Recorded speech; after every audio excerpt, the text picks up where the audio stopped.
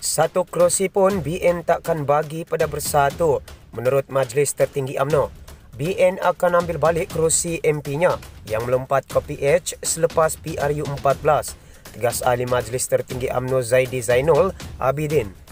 Majlis Tertinggi UMNO memutuskan bahawa BN akan bertanding di kerusi yang mana ahli parlimennya paling tada selepas menang PRU 14. Kerusi-kerusi yang BN menang dulu yang melompat, maka kita ambil balik.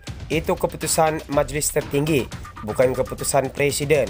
MT UMNO membuat keputusan bahawa kerusi-kerusi yang dulunya dimenangi BN, maka BN akan ambil balik. Perkara ini sudah pasti, tegas Ahli Majlis Tertinggi UMNO Zaidi Zainul Abidin pada video di portal berita Suara TV hari ini.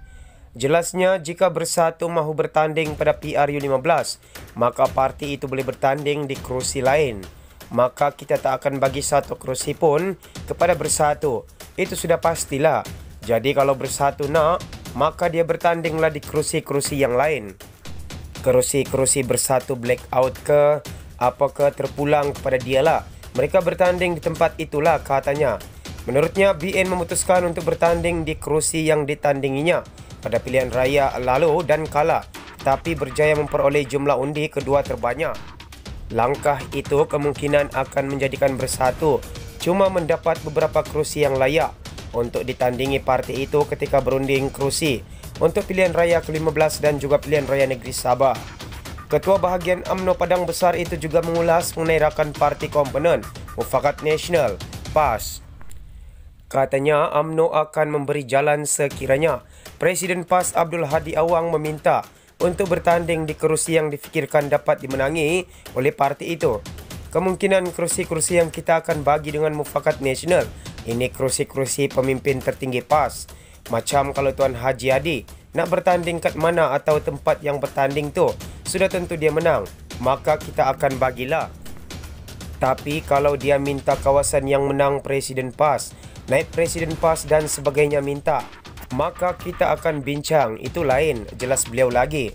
Sewaktu PH memenangi pilihan raya umum pada 2018, beberapa ahli parlimen UMNO telah berpaling tada kepada Bersatu atau menjadi anggota parlimen bebas yang bersekutu dengan kerajaan PH.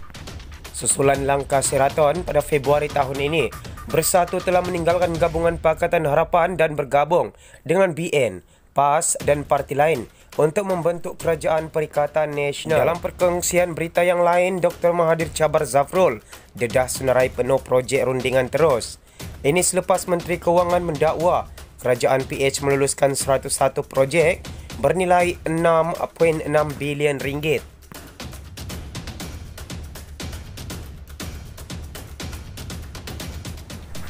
Dr. Mahathir Mohamad hari ini mencabar Menteri Kewangan Tengku Zafrul Abdul Aziz untuk menerbitkan senarai penuh 101 projek yang bernilai RM6.61 bilion yang didakwa diluluskan oleh Kerajaan Pakatan Harapan ketika mentadbir selama 22 bulan.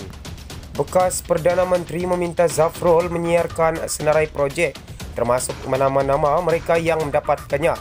Malangnya, Tengku Zafrul tidak menyenaraikan secara terperinci projek-projek tersebut untuk memastikan prinsip ketelusan ataupun transparansi diamalkan. Saya menyeru supaya senarai projek-projek tersebut diumumkan bersama dengan nama mereka-mereka yang dapat kelulusan, tidak kira siapa mereka.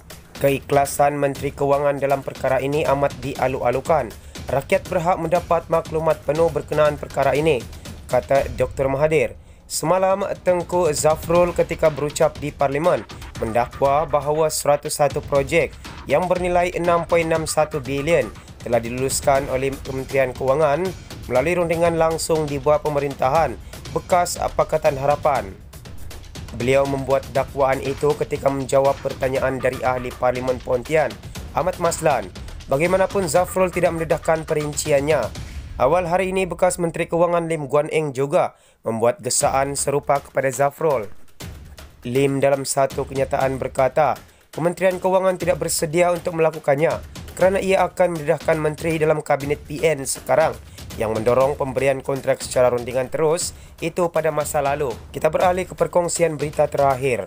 Wang RM205 juta tabung harapan dibelanja bayar hutang kerajaan.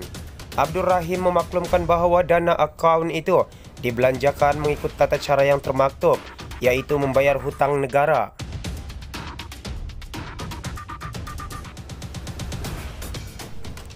Timbalan Menteri Kewangan Abdul Rahim Bakri memaklumkan bahawa dana akaun tabung harapan telah dibelanjakan mengikut tata cara yang termaktub, iaitu untuk membayar hutang kerajaan persekutuan. Katanya akaun tabung tersebut juga telah diurus tadbir oleh jawatan kuasa akaun secara amanah. Akaun tabung harapan telah ditadbir oleh jawatan kuasa akaun secara amanah. Penggunaan dana dalam akaun tersebut mengikut tata cara yang termaktub dalam arahan untuk bayar hutang kerajaan persekutuan dan pembayaran yang perlu digunakan untuk tujuan akaun itu sahaja, katanya dalam sesi pertanyaan lisan di Dewan Rakyat hari ini.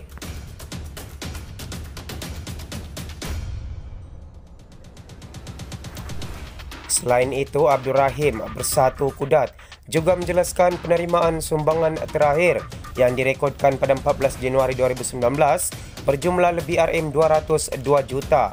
Katanya sehingga 1 Disember 2019, dana tabung harapan termasuk semua faedah berjumlah lebih RM205 juta telah digunakan untuk melunaskan sebahagian hutang 1MDB. Abdul Rahim berkata demikian ketika menjawab soalan Ahmad Fadil Sari, Pasir Mas, yang mempersoalkan status terkini tabung harapan dan ke mana wang tersebut disalurkan. Tabung harapan dilancarkan oleh Perdana Menteri ketika itu, Dr. Mahathir Mohamad, pada 30 Mei 2018.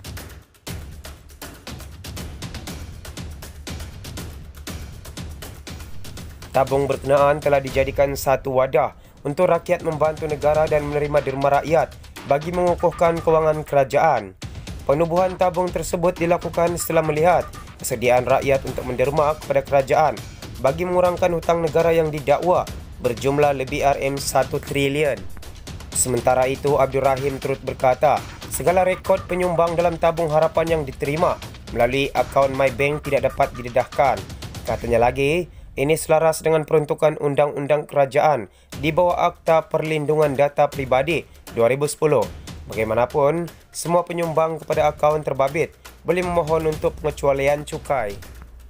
Mereka penyumbang boleh mohon untuk pengecualian cukai dan mereka yang mohon terpulang dengan syarikat sendiri, katanya yang menjawab soalan tambahan Ahmad Fadli yang bertanya adakah kerajaan bercadang untuk mendedahkan penderma yang menyumbang kepada akaun tersebut. Semua sumber berita telah dipetik dari Malaysia Kini Online.